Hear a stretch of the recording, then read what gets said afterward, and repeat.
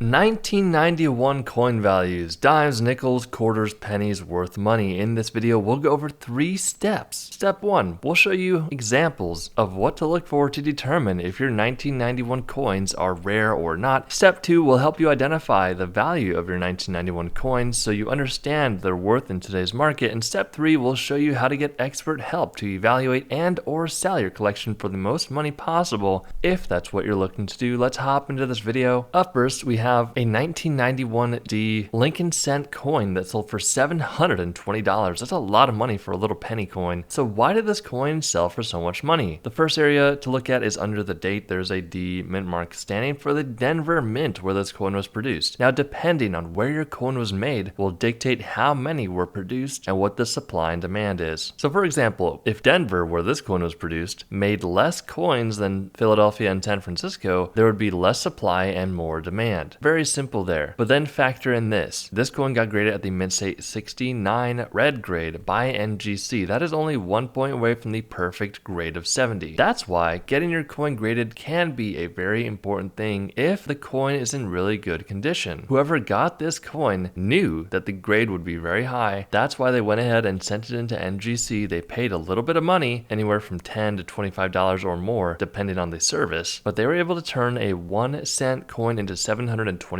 Now this is a genuine 50-cent Kennedy half dollar from the United States of America. You can technically pay with this 50-cent piece at your local store or bring it into a bank, but someone got this coin that's typically only worth a few dollars and they got it graded by NGC at a Mint State 67 and sold for $156. Look at the crazy coloring on this 1991 S Washington quarter that sold for $240. So in the front bottom right area of the coin, you're going to see that S mint mark standing for the San Francisco Mint where this coin was made. San Francisco will typically produce less coins than other mints. However, this example is what we call a proof coin. Now, proof coins are generally made at the San Francisco Mint, and they look a bit different than your normal coin. We're going to show you an example of a proof coin compared to a normally business-struck coin. Proof coins are done by hand, one by one, by a mint employee, so the quality and condition is typically much better. Now, why does this coin look like something from outer space? That's because this coin has some natural toning. Now, toning can happen depending on how the coin is stored. If it's stored in a certain location, the chemicals in the air will oxidize with the metals in the coin, causing a different look. Now, collectors either really enjoy these or they really dislike them based upon how they look. This one's a bit wild, but I would say it definitely had a big factor in contributing to the value of the coin. Once again, this coin got graded at a proof 67, and that's why it sold for $240. Now, here's a great one I wanted to show you guys. This coin sold for $1,080. That's because it's a 1991 P 5-cent Jefferson Nickel graded by PCGS at a Mint State 64 that was struck on a Lincoln cent coin. So you may be asking, how in the world did this happen? Coin collectors call this a double denomination error. Now, I don't know about you, but when I see things like this, it's very suspicious to me. I think,